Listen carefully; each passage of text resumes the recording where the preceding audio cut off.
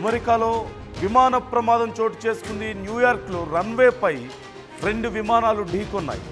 టేకాఫ్కు సిద్ధంగా ఉన్నటువంటి డెల్టా విమానాన్ని మరో విమానం ఢీకొట్టినట్లుగా తెలుస్తోంది. అయితే భారీ ప్రమాదం నుంచి త్రుటిలో తప్పించుకున్నారు.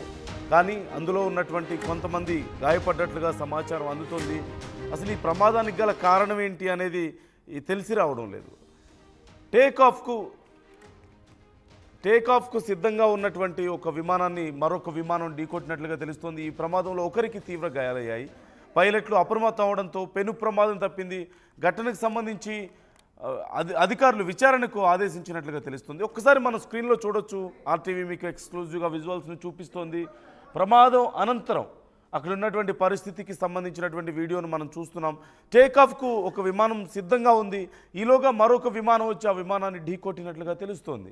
ఒకవేళ కొద్దిగా ఇంకొంచెం వేగంతో గనక ఒకవేళ వచ్చి ఢీకొట్టినట్లయితే ఖచ్చితంగా పెను ప్రమాదం జరిగి ఉండే అవకాశం ఉంది. అందులో ప్రయాణికులు ఉన్నారు. టేకాఫ్కి సిద్ధంగా ఉంది అంటే ఖచ్చితంగా పూర్తి స్థాయిలో ప్రయాణికులు ఉండే అవకాశం ఉంటుంది. సో మరికొంత వేగంగా వచ్చినట్లయితే ఖచ్చితంగా భారీ ప్రమాదం, వందల సంఖ్యలో ప్రయాణికులు ప్రాణాలు కోల్పోయేటువంటి ప్రమాదం జరిగే అవకాశం ఉండుండేది. కానీ అక్కడ త్రుటిలో పెను ప్రమాదం తప్పింది. ఆ పైలట్స్ అప్రమత్తం అవ్వడంతో ఈ పెను ప్రమాదం నుంచి తప్పించుకున్నట్లుగా తెలుస్తుంది. అయితే దీనికి కారణం ఏంటి అనేది ఇప్పుడు తెలియాల్సి ఉంది.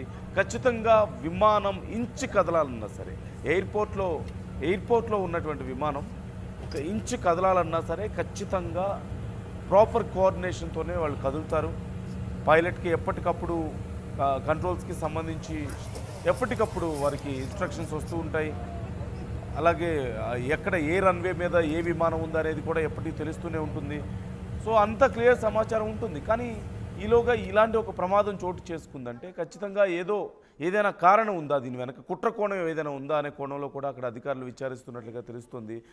అనుకోకుండా జరిగే అవకాశం అయితే ఖచ్చితంగా ఉండే అవకాశం లేదు అంటున్నారు. ఎందుకంటే ఏదో ఒక ఇంటెన్షన్ లేకుండా అసలు ఇక్కడ దాకా జరిగే అవకాశం లేదు అనేటువంటి అభిప్రాయాలు వ్యక్తం అవుతున్నాయి. ఏ రన్వే మీద ఏ విమానం ఉంది, అలాగే ఎక్కడ ఏ విమానం ఆగి ఉంది అనేది, లేదంటే రన్వే మీదకి విమానం వెళ్ళేటప్పుడు ఆ చుట్టుపక్కల పూర్తిగా ఖాళీగా ఉంటుంది. పూర్తిగా మరొక విమానాన్ని అక్కడ దగ్గరలో ఉంచే అవకాశమే లేదు. ఖచ్చితంగా ఆ రన్వే చాలా క్లియర్గా ఉంటుంది. అలాంటిది ఆగి అక్కడ ఆల్రెడీ టేకాఫ్కి రెడీగా ఉన్నటువంటి విమానాన్ని మరొక విమానం వచ్చి కొట్టిందంటే ఖచ్చితంగా దీంట్లో ఏదైనా కుట్రకోణం ఉందా అనే కోణంలో ఇప్పుడు అధికారులు విచారిస్తున్నారు. దీనికి సంబంధించి డీటెయిల్స్ తెలుసుకునే ప్రయత్నం చేద్దాం. మధు జాయిన్ అవుతున్నారు, మా ప్రతినిధి. మధు, ఏం జరిగింది అంటే చాలా క్లియర్గా ప్రాపర్ కోఆర్డినేషన్ ఉంటుంది ఎయిర్పోర్ట్స్లో, అందులోని ఇంటర్నేషనల్ ఎయిర్లైన్స్. సో ఇంకా చాలా పకడ్బందీగా అక్కడ సిబ్బంది అంతా ఉంటారు. అలాంటిది టేకాఫ్కి రెడీగా ఉన్నటువంటి విమానాన్ని ఢీకొట్టడం ఏంటి అంటే దీంట్లో నిజంగా ఏదైనా కుట్రకోణం ఉందా, లేకపోతే ఎలా చూడాలి దీన్ని? ఎగ్జాక్ట్లీ ఒక పెద్ద ప్రమాదం తప్పింది అనుకోవచ్చు.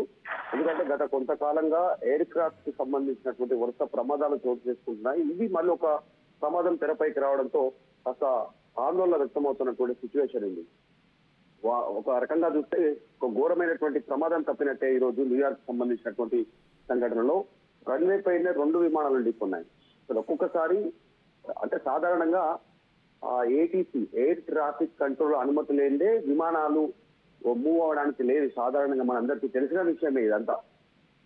కానీ ఆల్రెడీ రన్వే పైన మరొక విమానం ఉండగానే మరొక విమానం వచ్చి ఢీకొనడం అనేటువంటిది రన్వే పైన ఎందుకు ఈ సంఘటన జరిగింది, దీని వెనకాల కారణాలు ఏంటి అనేటువంటి దానిపైన దృష్టి పెట్టేటువంటి అవకాశం ఉంది. ఇప్పటికే కొద్దిమందికి తీవ్ర గాయాలయ్యాయి. ఒక రకంగా చెప్పాలంటే ఒక పైలట్ అప్రమత్తంతో ఇంకా ఈ పెద్ద ప్రమాదం తప్పిందనేటువంటిది తెలుస్తా ఉంది. విచారణకు ప్రస్తుతం అధికారులు ఆదేశాలు జారీ చేశారు. కానీ ఇందులో కుట్ర కోణం ఏమైనా ఉందా, ఇంకా ఇతరత్రకు సంబంధించినటువంటి ఏమైనా ఉన్నాయా అనేటువంటిది దానిపైన దర్యాప్తు కొనసాగేటువంటి అవకాశం ఉంది. మనం చూస్తా ఉన్నాం. కేవలం ఎలాంటి సంబంధం లేకుండా పైలట్ నిర్లక్ష్యంతోనో టెక్నికల్ గా వచ్చేటువంటి చిన్న సాంకేతిక సమస్యలను గుర్తించకపోవడం పైన ప్రమాదాలలో వందల మంది ప్రాణాలు కోల్పోతా ఉన్నారు. ఎందుకంటే ఆన్ బోర్డు చాలా మంది విమానాల్లో దాదాపు ఇంటర్నేషనల్ ఫ్లైట్ లో 200 నుంచి 300 మంది పైగా ప్రయాణికులు ఉంటారు. ఒక దేశం నుంచి ఒక దేశం ప్రయాణించడానికి వారి ప్రాణాలన్నీ గాల్లో కలిసిపోతున్నటువంటి ఘటన మనం గలం చూసాం. సో ఇది టేకాఫ్ కు సిద్ధంగా ఉన్నటువంటి డెల్టా సంబంధించినటువంటి విమాన ప్రమాదం పైన దర్యాప్తు కొనసాగుతా ఉంది. కాస్త అప్రమత్తం కావడంతో పైలట్లు చాలా మంది ప్రాణాలతో బయటపడినటువంటి సిచ్యువేషన్ కనిపిస్తా ఉంది మందు. Right thank you Madhu, thanks for the details.